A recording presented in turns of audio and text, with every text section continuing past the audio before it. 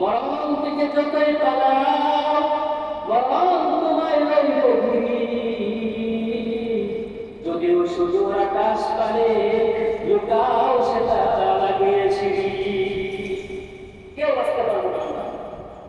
أما بعد فأعوذ بالله من الشيطان الرجيم. بسم الله الرحمن الرحيم.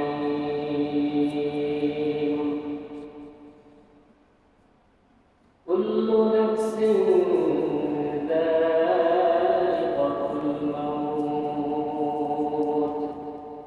ثم إلينا ترجعون.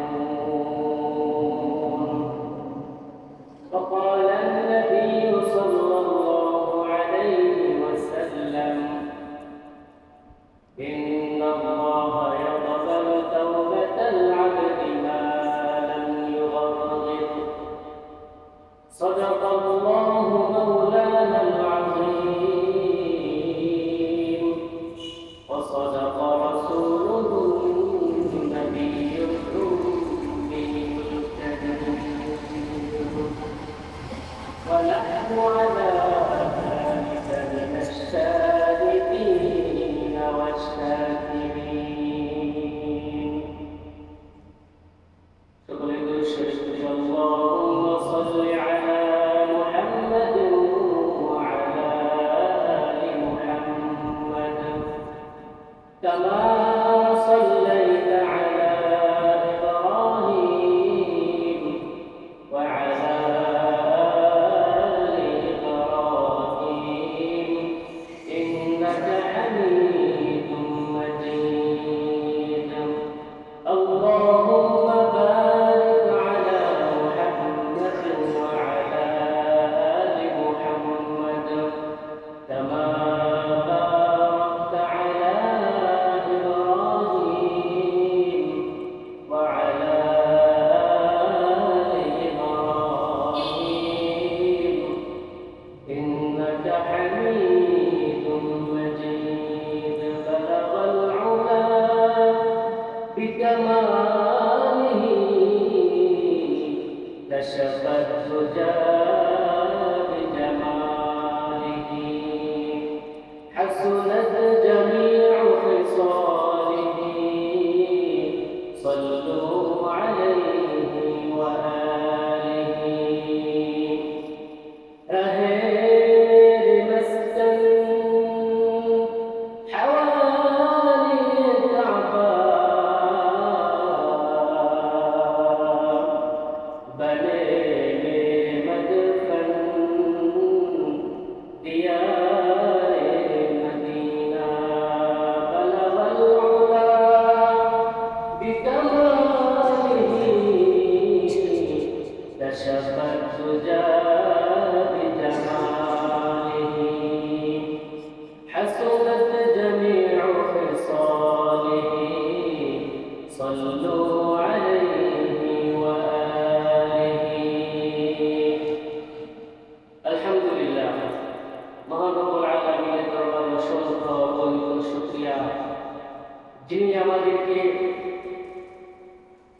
দুনিয়াবী সকল কাজকাম থেকে ফারিগ করে আল্লাহ রাব্বুল আলামিন আমাদেরকে পবিত্র জুমার নামাজ আদায়ের উদ্দেশ্যে আল্লাহ তাআলার ঘর মসজিদে আসার তৌফিক দান করেছেন। এজন্য আমরা সকলেই কালিমাতুশ শুকর আদায় করে বলি আলহামদুলিল্লাহ।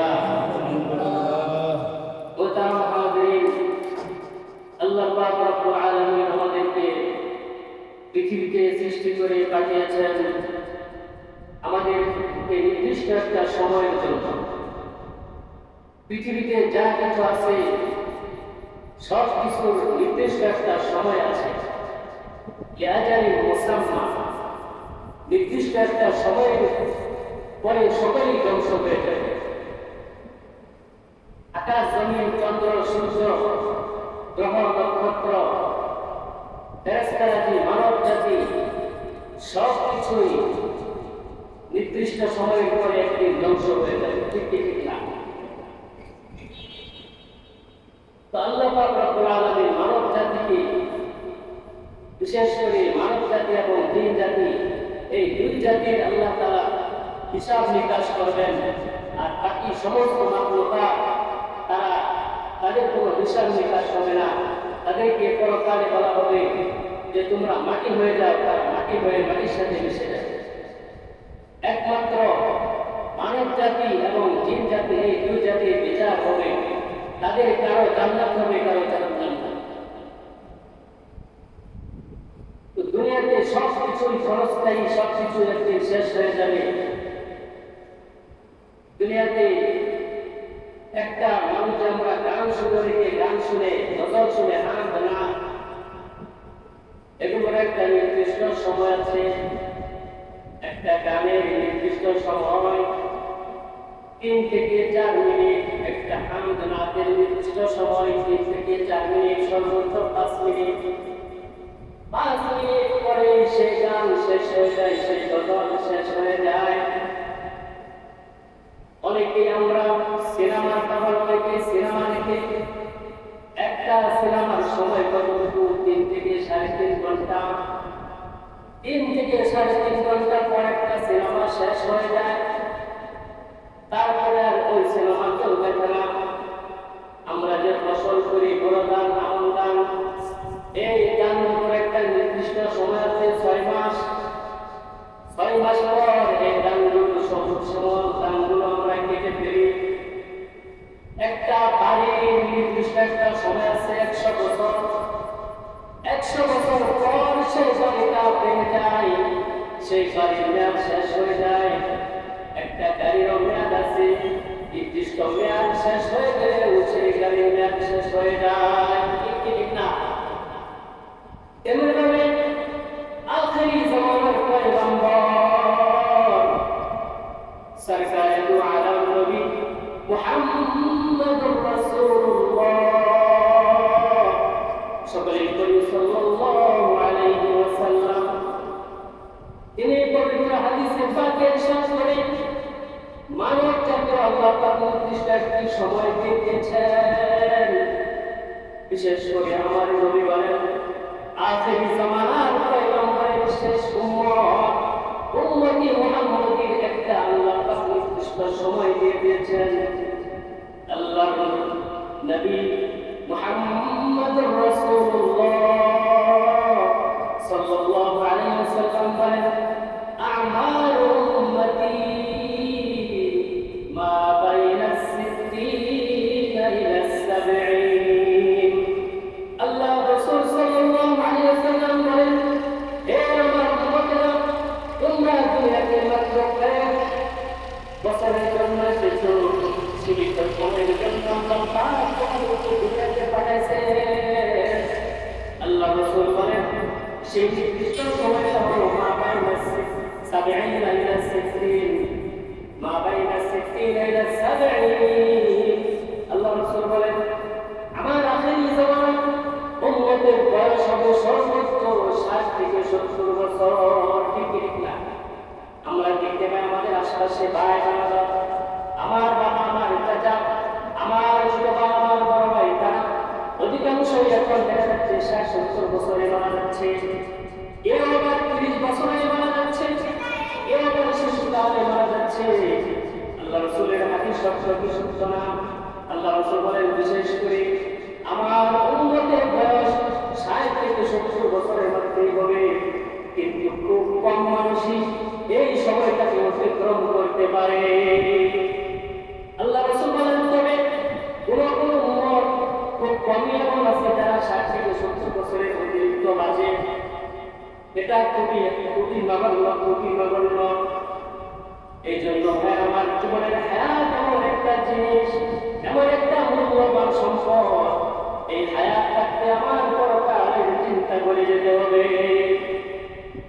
হযরত আদম আলাইহিস সালাম, হাদিসে পাকের মধ্যে এসেছে, তিরমিজি শরীফের হাদিস, আল্লাহ রাসূল ইরশাদ করেন, আমাদের আদি পিতা, আমাদের আদি পিতার নাম কি?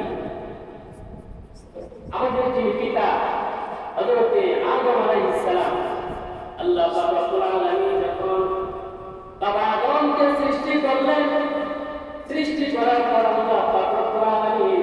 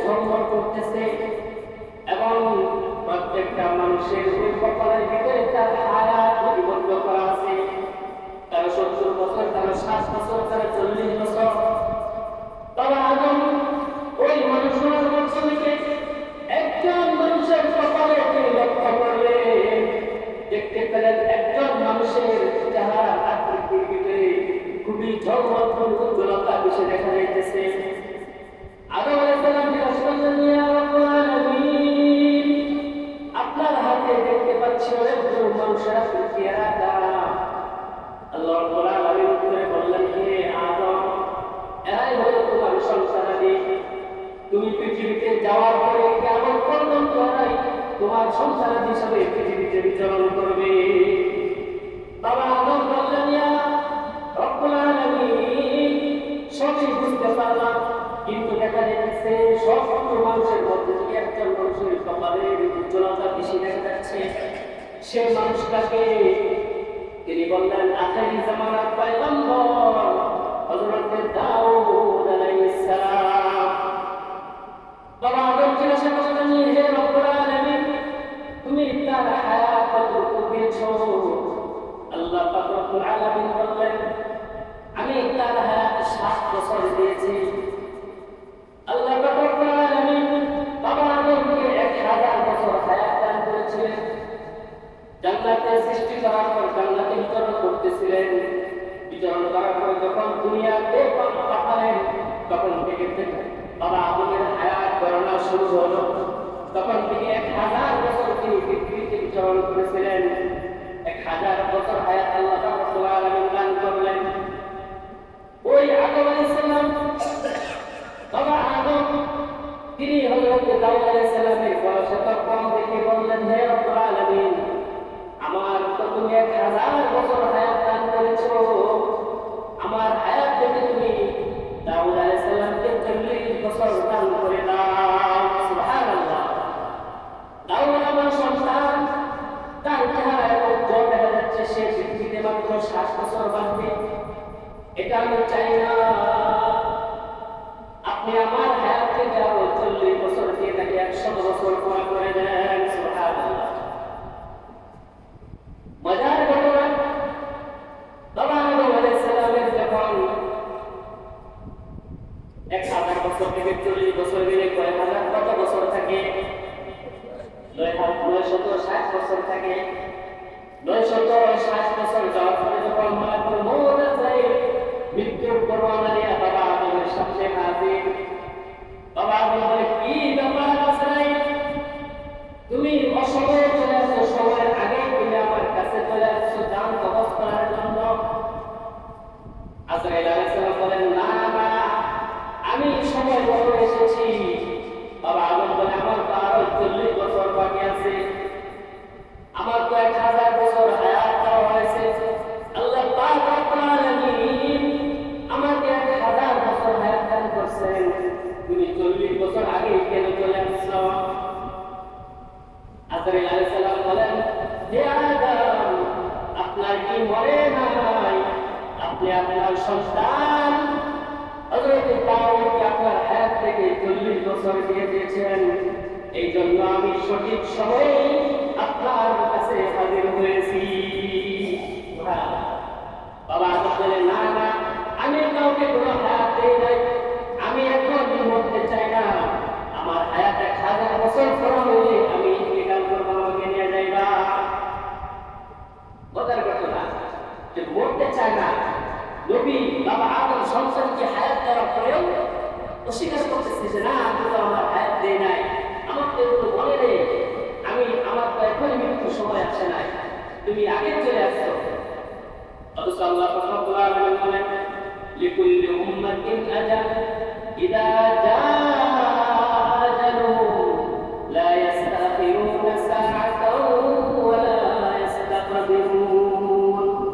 আল্লাহ রাব্বুল আলামিন বলেন, দুনিয়াতে প্রত্যেকটা মানুষের নির্ধারিত সময় রয়েছে, মৃত্যুর নির্ধারিত সময় রয়েছে। যখন তার সময় শেষ হয়ে যাবে, মালাকুল মউত আজরাইল মৃত্যুর পরোয়ানা নিয়ে তার সামনে হাজির হয়ে যাবে। 1 সেকেন্ড আগেও আসবে না, 1 সেকেন্ড পরেও আসবে না। এই জন্য ভাইরা, আমাদের হায়াত অত্যন্ত দামি জিনিস, অত্যন্ত দামি জিনিস। দুনিয়াতে নবীরাও কিন্তু বাঁচতে পারে নাই। বাবা আদম 1000 বছর হায়াত পাইছে, পৃথিবীতে থাকতে পারে নাই। এরকম হযরত নূহ আলাইহিস সালাম তিনি তার উম্মতকে 950 বছর পর্যন্ত দিনের দাওয়াত দিয়ে গেছেন। তিনি কত হায়াত পাইছেন? আগের জামানার উম্মতেরা হাজার হাজার বছর তারা যুদ্ধে কাটিয়ে দিয়েছেন, অনেক হায়াত পাইছেন, কিন্তু তারা আজকে দুনিয়াতে আছে। এত দূরে যাওয়ার প্রয়োজন নাই। আমি যদি ভাই চিন্তা করি, আজকে আমি যে বাড়িতে বসবাস করতেছি, এই বাড়িতে একদিন আমার বাবা ছিল, ছিল না। এই বাড়িতে একদিন আমার দাদা ছিল। এই বাড়িটাতে ভিটা বাড়ির ভিতরে একদিন আমার বড় বাবা ছিল। এরকম ভাবে তার বাবা ছিল, তার বাবা ছিল, কিন্তু তারা কেউ আজকে দুনিয়ার বাড়িতে নাই। এমন একটা সময় আসবে বাবা, আমারও কিন্তু এই ভিটা বাড়ি থেকে চলে যেতে হবে। তবে কি হবে না বলেন? কিন্তু আমরা কেউ এই চিন্তাটা করি না। এই ভিটা বাড়ির আজকে আমি যেমন মালিক, ইতিপূর্বে আরো কয়েকজন মালিক ছিল, তারা কিন্তু আজকে দুনিয়ার বাড়িতে নাই। আজকে আমি এই ভিটায় বসবাস করছি, আমিও কিন্তু একদিন থাকবো না। এই জন্য আমার হায়াত অত্যন্ত দামি জিনিস। হায়াত যখন শেষ হয়ে যাবে তখন কিন্তু আমার আফসোসের আর সীমা থাকবে না। আল্লাহ রাসূল হাদিসে পাকে ইরশাদ করেন, যে ব্যক্তি জীবন দশায় একবার সুবহানাল্লাহ, একবার আলহামদুলিল্লাহ, একবার লা ইলাহা ইল্লাল্লাহ পড়লো, আকাশ এবং জমিনের মাঝে যত ফাঁকা জায়গা আছে সমস্ত ফাঁকা জায়গাটুকু নেকের দ্বারা ভরপুর হয়ে যায়। একবার সুবহানাল্লাহ বললে কতটুকু সময় প্রয়োজন?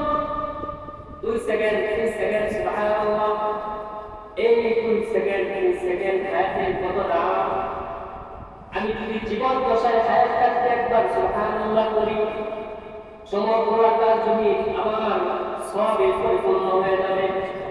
কিন্তু মৃত্যুর পর যদি আমি কবরে শুয়ে সারাদিন সারা জীবন করি, শত শত খতম কোরআন তেলাওয়াত করি, আমার কিন্তু বিন্দুর পরিমাণ সওয়াব হবে না। একটা ঘটনা শুনলে বুঝতে পারবেন। হযরত ইমাম বুখারী রাহিমাহুল্লাহ আলাইহি একদিন এক কবরের পাশ দিয়ে যাচ্ছে, শুনে কবর থেকে কোরআন শরীফের আওয়াজ আসে, তেলাওয়াতের আওয়াজ। তিনি বলেন, দুনিয়াতে আমি এমন কোন কবর বিকেলে আসছে, হঠাৎ কবরের মধ্যে কোরআনের আওয়াজ। তিনি জিজ্ঞাসা করলেন, তুমি কে? মানফিল কবর, কবরের মধ্যে কে? কবরওয়ালা জিজ্ঞাসা করতেছেন, তুমি কে? আপনি কি আমাকে জিজ্ঞাসা করতেছেন?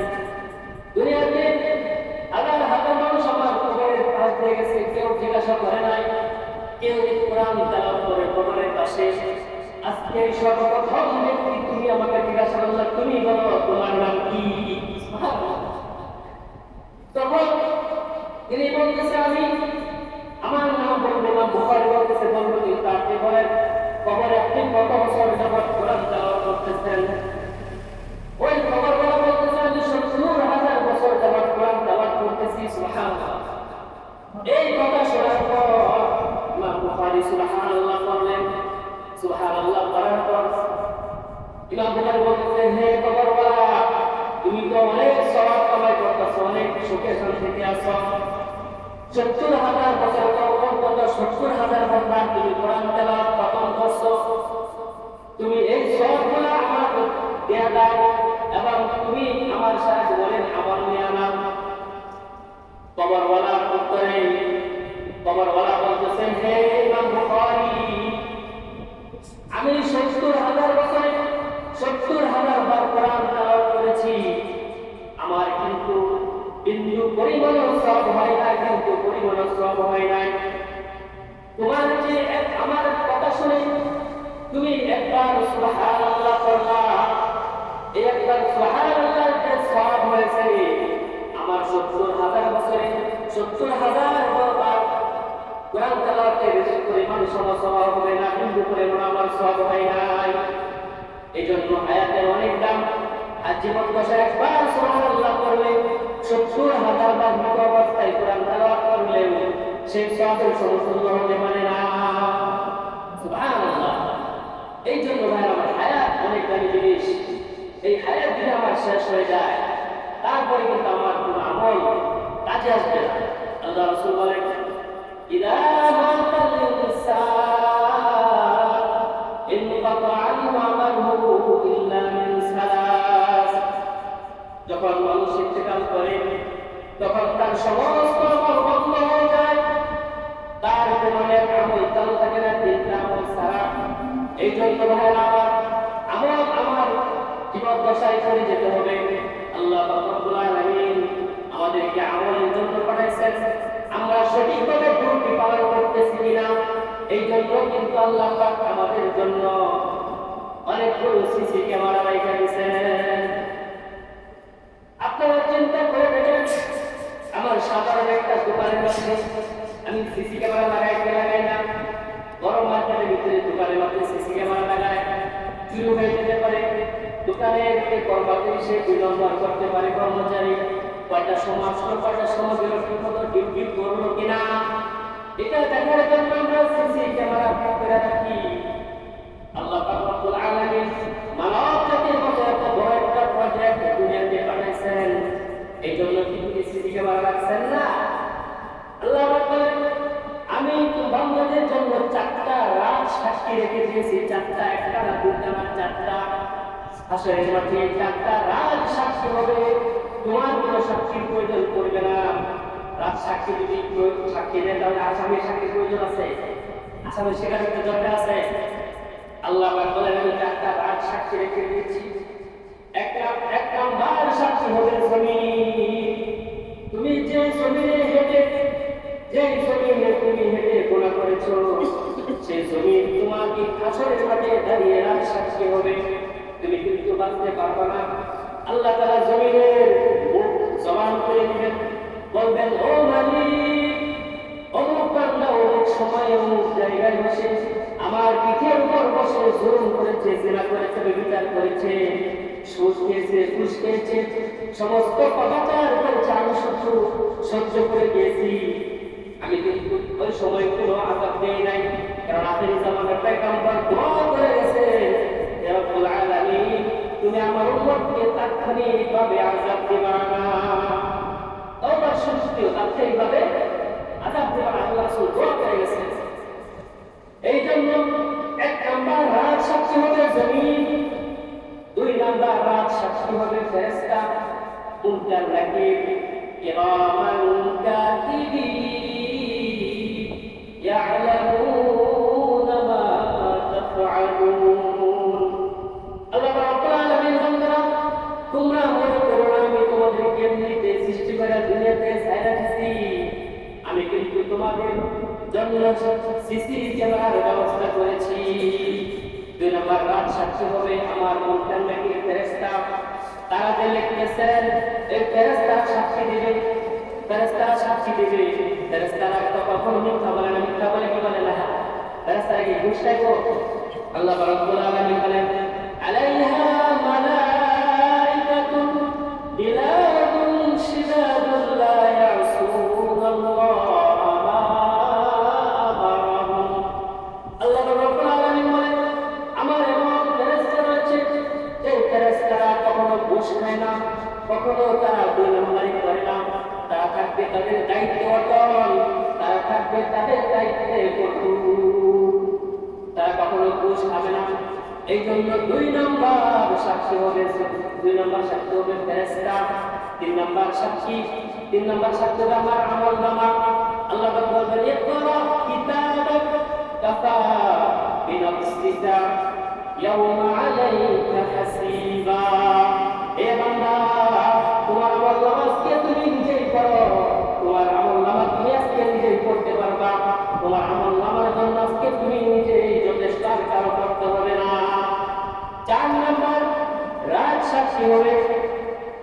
1 নম্বর রাত সাক্ষী হবে জমিন, 2 নম্বর রাত সাক্ষী হবে ফেরেশতা, 3 নম্বর রাত সাক্ষী হবে আমলনামা, 4 নম্বর রাত সাক্ষী হবে আমার রহমতুল্লাহ।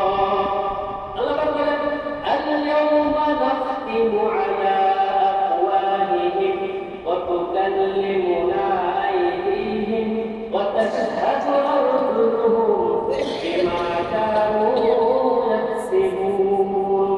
আল্লাহ বলেন, আমার বান্দা হাসরের মাঠে দাঁড়িয়ে আমার সামনে মিথ্যা বলতে থাকবে, বলবে আমি অমুকটা করে নাই, তমুকটা করে নাই, করি নাই। তখন আমলনামা লিখে বলবে আমি অমুকটা করি নাই। তখন আল্লাহ পাক বলবে, ফেরেশতারা লোহা গরম করে নিয়ে আসো, ওদের চিৎকার ভিতরে পেরেক মেরে দাও, ওর 2 ঠোঁটের ভিতরে লোহা দিয়ে পেরেক মেরে দাও। তবে আল্লাহ পাক রব্বুল আলামিন আমার হাতের জবান খুলে দিবেন, আমার পায়ের জবান খুলে দিবেন, আমার ত্বকের, আমার সেই শরীর জবান খুলে দিবেন। তখন তারাই রাত সাক্ষী হয়ে আমার বিরুদ্ধে সাক্ষী দিবে। বাঁচার উপায় নাই, বাঁচার উপায় নাই। আমরা কি বাঁচতে পারবো না? আমাদের বিগত প্রধানমন্ত্রী ছিল একজন রাজ সাক্ষীর মাধ্যমে কিন্তু তার ফাঁসির করা হয়েছে, কি হয়েছে না? অনেকগুলো সাক্ষীর প্রয়োজন হয়েছে। একজন রাজ সাক্ষী সে সাক্ষী দিয়েছে যাতে আদালত, দুনিয়ার আদালত তাকে কিন্তু ফাঁসির অর্ডার করেছে, কি করে নাই? আল্লাহ তাকে এরকম মানুষের জন্য 4টা রাত সাক্ষী রেখে দিয়েছে। আমরা কিন্তু কেউ বাঁচতে পারবো না। আমরা যদি মান নিয়ে কবরে যাই তাহলে আমার জন্য কবরটা হবে একটা জান্নাতের টুকরা। আর যদি বেঈমান হয়ে মারা যায় আমার কবরটা হবে জাহান্নামের একটা টুকরা। আল্লাহ রাসূল বলেন, আল কবরু ইম্মা রাওদাতুম মিন রিয়াদিল জান্নাহ আও হুফরাতুম মিন হুফারিন নিরান। কবরটা কার জন্য? জান্নাতের একটা গর্ত হবে, আবার কার জন্য? জাহান্নামের একটা গর্ত হবে। এই জন্য ভাইরা আমরা মনে করছি আমরা মনে হয় মরবো না, মরলে মনে আমার জিন্দেগি শেষ। এই জন্য কবি বলেন, মৌত কসম চাহে গাফিল ইখতিতামে জিন্দেগি দর হकीकत मौत तेरी इब्तिदाए जिंदगी मौत का सिल कुल्लु नफ्सिन शारिबु कबर बैतिन कुल्लु नफ्सिन दाखिलु। এই মৃত্যু থেকে আমরা কেউ বাঁচতে পারবো না। আমার মৃত্যু থেকে কেউ পলায়ন করতে পারবে? এই জন্য কবি বলেন, মরণ থেকে যতই পালাও মরণ তোমায় লইবে ঘিরি, যদিও সুদূর আকাশ পানে লুকাও সেটা লাগিয়েছি। কেউ বাঁচতে পারবো না আমরা। এই জন্য সময় শেষ হয়ে যেতেছে। এই জন্য ভাইরা আমার, আমরা আমল নিয়ে যদি কবরে যাই কবরটা আমার জন্য জান্নাতের বাগান, আর যদি ঈমান আমল ছাড়া কবরে যাই কবরটা হবে একটা জাহান্নামের গর্ত। এই জন্য কবি বলেন, কবরে আযাব কত কঠিন সইতে আমি পারিব না, মৃত্যু যন্ত্রণা কত কঠিন সইতে মোরা পারিব না। ও দয়াময় হে রহিম, চাই যে তোমার শুধু করুণা, মৃত্যু যন্ত্রণা কত কঠিন সইতে আমি পারিব না। কবরের আযাব কত কঠিন সইতে আমি পারিব না। মসজিদের পালকিখানা আসবে সবার দ্বারে সবার জানা। আসবে কেন ভাই? মসজিদের পালকিখানা আসবে সবার দ্বারে সবার জানা। ওই পাতার গরম পানি শেখ সঙ্গীতে শব্দ না, গোসল শেষে সাদা কাপড়, গোসল শেষে সাদা কাপড়ে চির বিদায় দিব না, গোসল শেষে সাদা কাপড়ে চির বিদায় দিবে না। মৃত্যু যন্ত্রণা কত কঠিন সইতে আমি পারিব না। আদার কবরে আলো জ্বেলে আশা কিছু সব দূরে ফেলে, আদার কবরে আলো জ্বেলে সব কিছু সব দূরে ফেলে, বেহেশত হতে আমার লাগি দিও ফুলের বিছানা।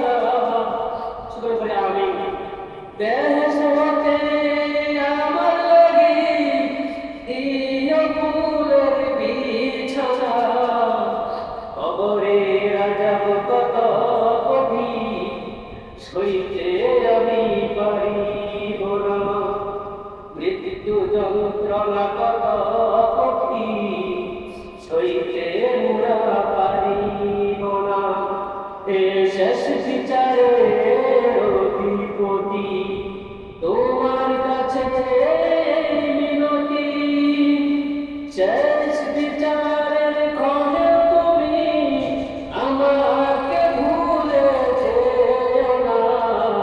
কবরের আযাব কত কঠিন, সইতে মোরা পারিব না। মৃত্যু যন্ত্রণা কত কঠিন, সইতে মোরা পারিব না।